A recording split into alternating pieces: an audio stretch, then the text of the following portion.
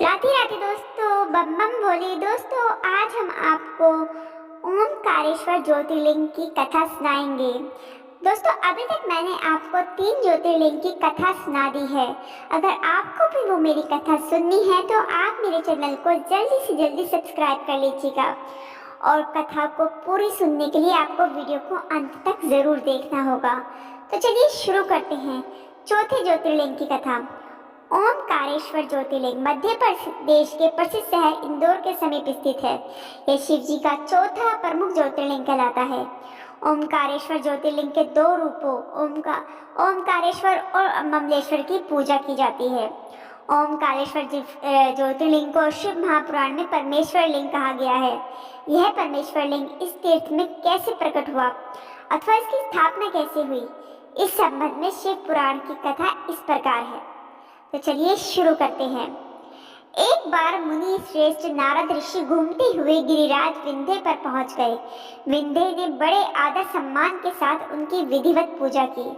मैं सर्वगुण संपन्न हूँ, मेरे पास हर प्रकार की संपदा है, किसी वस्तु की कमी नहीं है। इस प्रकार के भाव को मन में लिए विंध्याचल नारद जी के समक्ष खड़ा हो गया। अहंकार नाशक श्री नारद जी विंध्याचल की अभिमान से भरी बातें सुनकर लंबी सांस खींचते हुए चुपचाप खड़े रहे। उसके बाद विंध्य पर्वत ने पूछा, आपको मेरे पास कौन सी कमी दिखाई दी? आपने किस कमी को देखकर लंबी सांस खींची? नारद जी ने विंध्याचल को बताया कि तुम्हारे पास सब कुछ है, किंतु मेरु पर्वत तुमसे बहुत ऊंचा है। उस पर्वत के शिखरों का विभाग देवताओं के लोकों तक पहुंचता हुआ है। मुझे लगता है कि तुम्हारे शिखर के भाग वहां तक कभी नहीं पहुंच पाएंगे। इस प्रकार कहकर नारद जी वहां से चले गए। उनकी बात सुनकर विंध्याचल को बहुत पछतावा हुआ। वह दुखी होकर मन ही मन शोक करने लगा। उसने निश्चय किया कि अब वह विश्वनाथ भगवान सदाशिव की आराधना और तपस्या करेगा। इस प्रकार विचार करने के बाद वह भगवान शंकर जी की सेवा में चला गया, जहाँ पर साक्षात ओमकार विद्वान है। उस स्थान पर पहुंचकर उसने प्रसन्नता और प्रेम पूर्वक शिव की पार्थिव मूर्ति यानी मिट्टी की शिवलिंग बनाई और 6 महीने तक लगातार उसके पूजन में तन्मय रहा। वह शंभु की आराधना पूजा के बाद निरंतर उनके ध्यान में तल्लीन हो गया और अपने स्थान से इधर उधर नहीं हुआ। उसकी कठोर तपस्या को देखकर भगवान शिव उस पर प्रसन्न हो गए।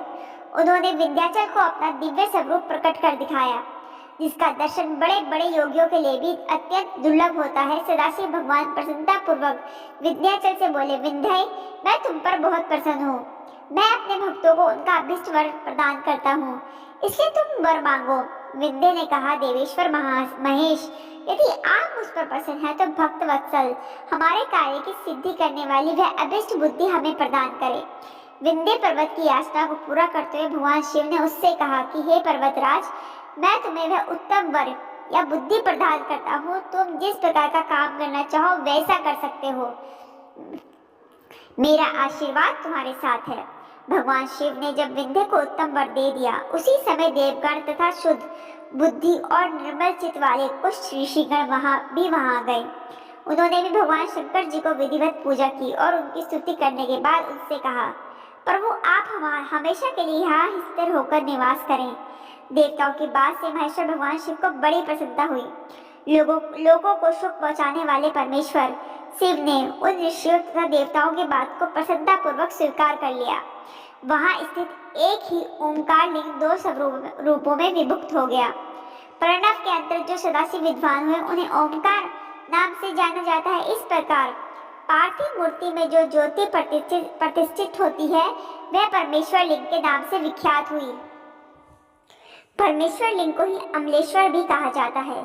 इस प्रकार भक्तजनों को अभीष्ट फल प्रदान करने वाले ओमकारेश्वर और परमेश्वर नाम से शिव के यह ज्योतिर्लिंग जगत में प्रसिद्ध हुए।